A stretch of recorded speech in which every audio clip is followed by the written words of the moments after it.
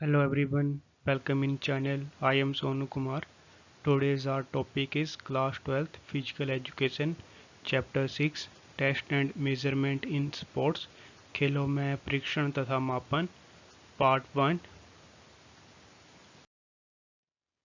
Test and measurement in the sports खेलों में परीक्षण तथा मापन। इसमें जो हम आज फर्स्ट पॉइंट करेंगे उसमें आएगा motor fitness test 50 metre standing start. Second है 600 metre run walk. Next is sit and reach, partial curl up, push up for boys, modified push ups for girls, standing broad jump, agility 4 into 10 metre shuttle run. Second point है जो हम करेंगे उसमें आएगा general motor fitness.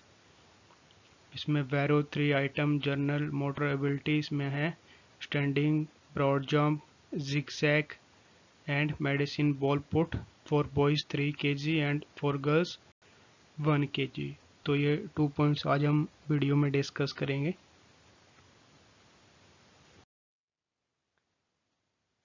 Motor fitness test गामक पुष्टि परीक्षण। इसमें जो फर्स्ट है वो है 50 metre standing start, measuring the acceleration speed of the athlete. Athlete की जो एक्सेलरेशन स्पीड है उसको मापने के लिए इसके लिए हमें चाहिए होता है speed measuring tape, stop watch, cone, flat and clear surface. इसमें सेकंड है 600 मीटर रन और walk for measuring the aerobic fitness of the athlete. इसके लिए जो हमें इक्विपमेंट रिक्वायरमेंट होती है वो होता है रनिंग के लिए track, marking cones, recording sheet and stopwatch. Third है sit and reach, measure the flexibility of athlete. Athlete की फ्लेक्सिबिलिटी मेजर करने के लिए sit and reach box and measuring tape की रिक्वायरमेंट होती है इक्विपमेंट में। Next is partial curl up for measuring the abdominal strength of the athlete. इसके लिए जो इक्विपमेंट रिक्वायर्ड है उसमें आएगा stopwatch, recording sheet, non slipping surface. Next is push up for boys for measure the upper body muscle strength. इसके लिए जो equipment required होंगे वो है stop watch, non slipping surface and recording sheet. Next है modified pushups for girls for measure the body muscles strength. इसके लिए जो इक्विपमेंट रिक्वायर्ड होंगे वो होंगे stop watch, non slipping surface, recording sheet. Next is standing broad jump for measure the explosive power of legs. इसके लिए जो equipment required है उसमें आएगा measuring tape and landing area. Next is 4 into 10 metre shuttle run for measure agility and speed while running between two line. इसके लिए जो equipment required होंगे उसमें आएगा wooden block, stop watch, cones, non slipping surface.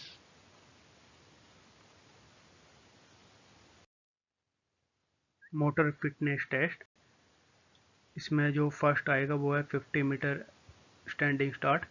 Procedure इसका विधि क्या है? The test involves running a single maximum sprint over 50 metre with the time recorded. एक जो प्लेयर है वो मैक्सिमम 50 मीटर का जो स्प्रिंट रेस करता है और उसमें जो है टाइम रिकॉर्ड किया जाता है प्लेयर का। Start from A standing position, hand can not touch the ground. जो स्टार्ट है स्टैंडिंग पोजीशन में लिया जाता है और हाथ जो है ग्राउंड को टच नहीं करते हैं, वो ऊपर रहते हैं। With 1 foot in front of the other, जो एक पैर है वो दूसरे पैर से आगे होता है।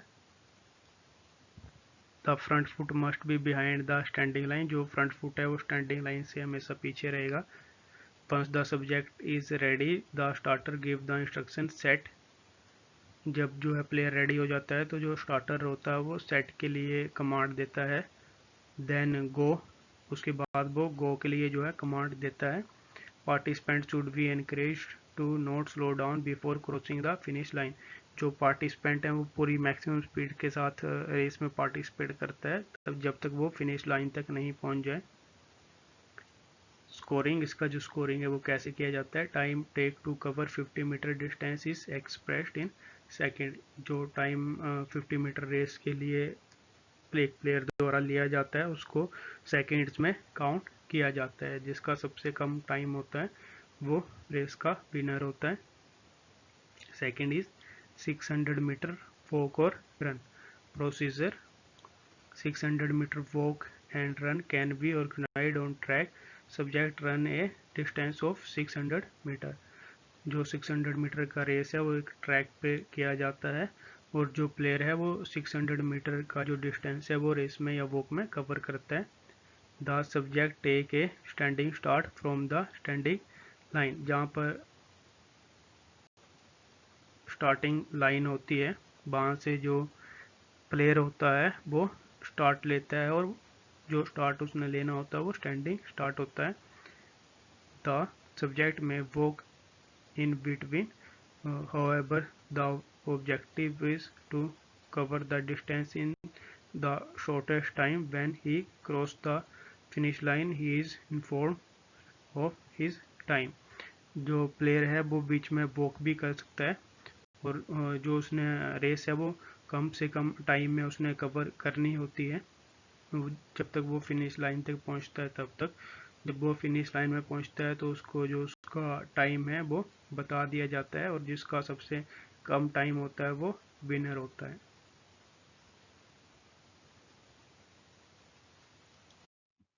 Next is sit and reach test procedure.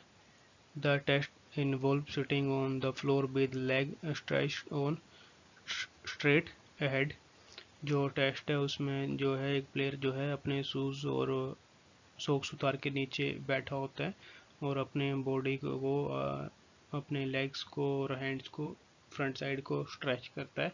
एक बॉक्स रखा होता है, उसने अपने दोनों पैरों को उस बॉक्स के साथ चिपका के रखना होता है और अपने लेग्स को बिल्कुल सीधे रखना होता है। उसके जो दोनों हाथ हैं वो बॉक्स के ऊपर उसने लेके आने होते हैं बिल्कुल सीधे रख के एक बराबर में, और जो दोनों हथेलियाँ वो बॉक्स की साइड को नीचे की साइड को होनी चाहिए। उसके बाद जो एक मेजरिंग लाइन होगी उस वो अपने दोनों हाथों से मैक्सिमम जितना स्ट्रेच करके उस मेजरिंग लाइन के पास लेके जा सकता है उसने लेके जाना है। उसके लिए उसने कोई झटका या एक्स्ट्रा स्ट्रेच करके उसको पावर के साथ स्ट्रेच करके नहीं करना है, जितना वो आराम से उसको लेके जा सकता है मैक्सिमम लाइन के पास उसने उसको लेके जाना है और कम से कम 2 या 3 सेकंड के लिए उसने उस पोजीशन में होल्ड करके रखना है ताकि जो उसने जो मैक्सिमम डिस्टेंस क्लियर किया होगा उसको रिकॉर्ड किया जा सके। स्कोरिंग। स्कोरिंग के लिए उसने जो दोनों हाथों से जितना मैक्सिमम डिस्टेंस क्लियर किया होगा उसकी जो फिंगर है उसके आगे वाले पार्ट तक उसको काउंट किया जाएगा सेंटीमीटर या फिर हाफ इंच में उसको काउंट किया जाता है। नेक्स्ट है partial curl up procedure. Partial curl up के लिए जो प्लेयर है उसको नीचे प्लेन सरफेस पे लेटना होता है। उसके बाद उसके जो बटोक्स और जो पैर होते हैं उसके बीच में उसने 12 इंचेस का जो गैप है उसको रखना होता है। उसके बाद जो उसके बाजू हैं वो ऊपर की तरफ खुले होते हैं और उसके जो जांघें हैं उसके ऊपर उसने उसको टिका कर रखना है और नीचे जो है आराम से रिलैक्स पोजीशन में रहना है। उसके बाद उसने कर्ल अप के लिए अपने आप को कम से कम 2 इंचेस तक ऊपर उठाना है ताकि वो कर्ल अप कर सके ऊपर। उसके बाद कर्ल अप के बाद उसने दोबारा सेम नीचे उसी पोजीशन में वापस जाना है।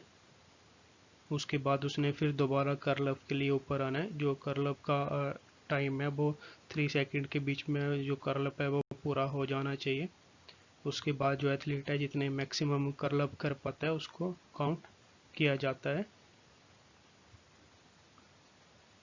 स्कोरिंग। स्कोरिंग में जो टोटल कर्ल अप एक प्लेयर द्वारा किए जाते हैं उनकी काउंटिंग की जाती है, बट कंडीशन ये होता है कि उसने जो कर्ल अप किए हैं वो करेक्ट होने चाहिए। उसमें कोई भी जो कर्ल अप अगर गलत होता है तो उसको काउंट नहीं किया जाता है। Next is pushups for boys.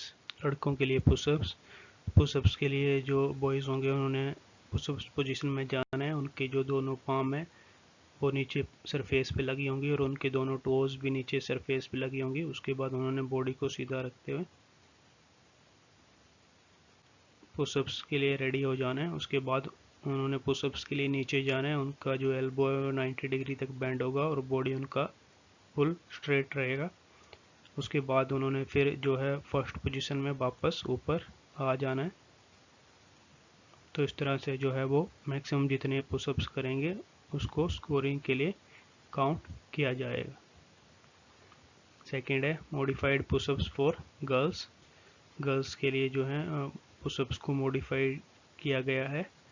जब गर्ल्स ने पुशअप्स करना है तो उनकी भी जो पाम है वो नीचे सरफेस पे लगी होंगी, उनकी टोज नीचे नहीं लगी होंगी। टोज को उन्होंने ऊपर उठा के रखना है और उनकी नीज जो है नीचे लगी होंगी।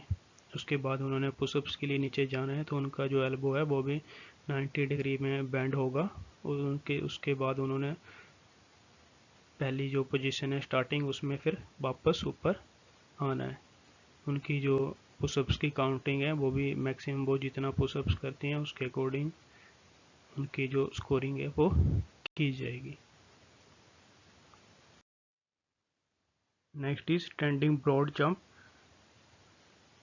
खड़े होकर लंबी कूद करना। स्टैंडिंग ब्रॉड जंप के लिए ग्राउंड में एक जो है टेक ऑफ लाइन और एक लैंडिंग पिट बनाया जाता है। जो प्लेयर है वो टेक ऑफ लाइन में खड़े होता है। उसकी जो बॉडी है वो उसने उसको अपनी लेग्स को घुटनों से बेंड किया होता है और हैंड्स को पीछे रखा होता है।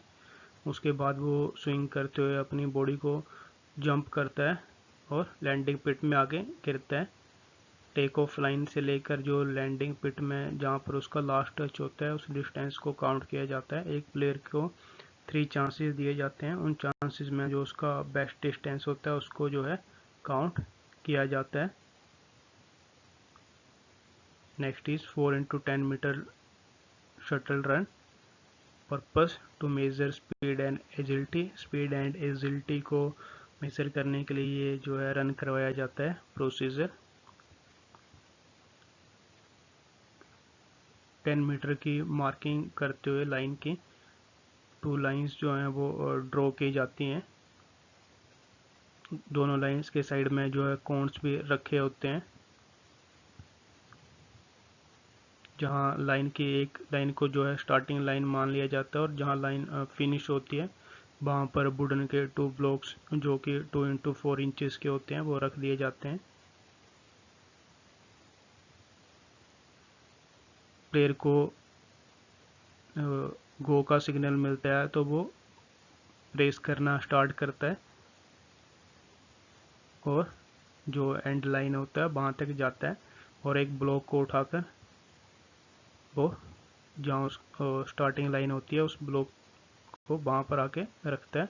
उसके बाद वो फिर जाता है और सेकंड ब्लॉक को उठाकर भी जो स्टार्ट लाइन है उसके बाहर आके रखता है।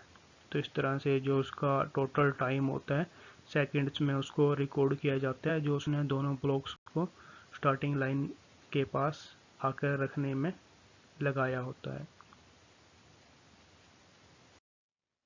Next is general motor fitness. Barrow 3 item general motor fitness test, सामान्य गामक पुष्टि परीक्षण। Motor abilities play a very vital role in achieving a packs position in game and sports. Motor abilities जो है प्ले करती हैं एक बहुत ही बड़ा रोल अचीविंग में कोई अच्छी पोजीशन के लिए गेम एंड स्पोर्ट्स में। Motor fitness involve speed, agility, power, coordination, strength and so on. जो मोटर फिटनेस है उसमें से इन्वॉल्व होता है स्पीड, एजिलिटी, पावर, कोऑर्डिनेशन और strength. These components of fitness are necessary for competing at top level। ये जो कंपोनेंट हैं बहुत ज़रूरी हैं कंपटीशन के लिए किसी भी टॉप लेवल के लिए।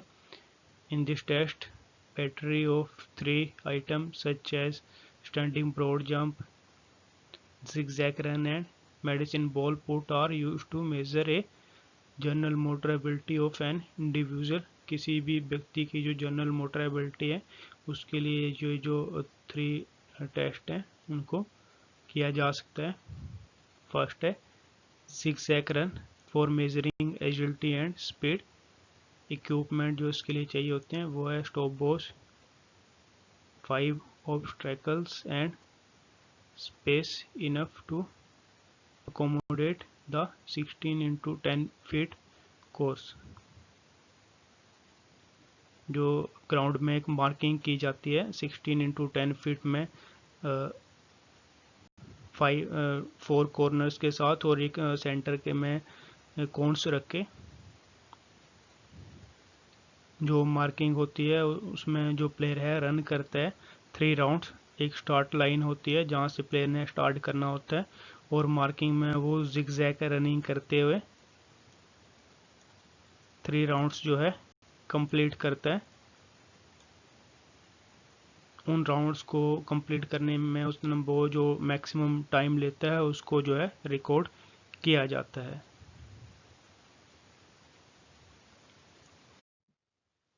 Next is standing broad jump for measuring leg strength, खड़े होकर लंबी कूद करना। इसमें जो है प्लेयर टेक ऑफ लाइन में खड़ा होता है और लैंडिंग पिट में उसने जंप करना होता है।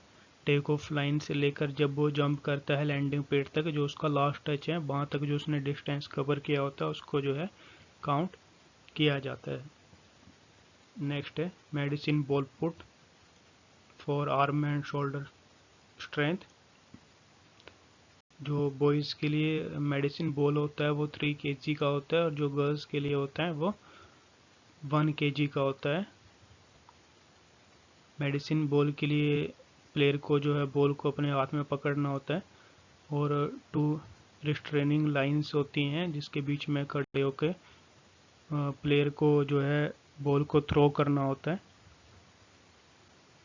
प्लेयर को बॉल को होल्ड करके अपने जो नेक और शोल्डर्स है उसके जंक्शन में उसको होल्ड करना है और फ्रंट साइड को बॉल को जो है आगे पुट करना होता है जितना मैक्सिमम वो आगे बॉल को थ्रो कर सकता है।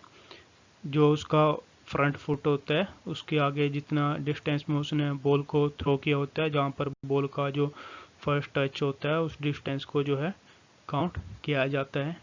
जो प्लेयर होता है उसको 3 चांसेस दिए जाते हैं। अगर उसने बॉल को जो है बिल्कुल जो है सही लाइन में अगर थ्रो किया होता है तो उसको जो है काउंट किया जाता है। 3 चांसेस में से उसका जो बेस्ट डिस्टेंस होता है उसको जो है काउंट किया जाता है। सम इम्पोर्टेंट क्वेश्चंस, इन क्वेश्चंस को आप अपने एग्ज़ाम के लिए प्रिपेयर कर सकते हैं और एग्ज़ाम में आप अच्छे से अच्छे मार्क्स जो हैं अचीव कर सकते हैं। क्वेश्चंस को मार्क्स के अकॉर्डिंग डिवाइड किया गया है, आप इनको इसके अकॉर्डिंग जो है प्रिपेयर कर सकते हैं। अगर आपने चैनल को अभी तक सब्सक्राइब नहीं किया है तो जल्दी से सब्सक्राइब कर लीजिए। वीडियो का जो सेकंड पार्ट है वो जल्दी से जल्दी आ जाएगा ताकि आपके पास जो है नोटिफिकेशन आ जाए और आप जल्दी से जल्दी वीडियो को देख पाएँ। अगर आपका कोई और इंक्वायरी है तो आप मैसेज बॉक्स में मुझे मैसेज टाइप करके भेज सकते हैं कमेंट बॉक्स में।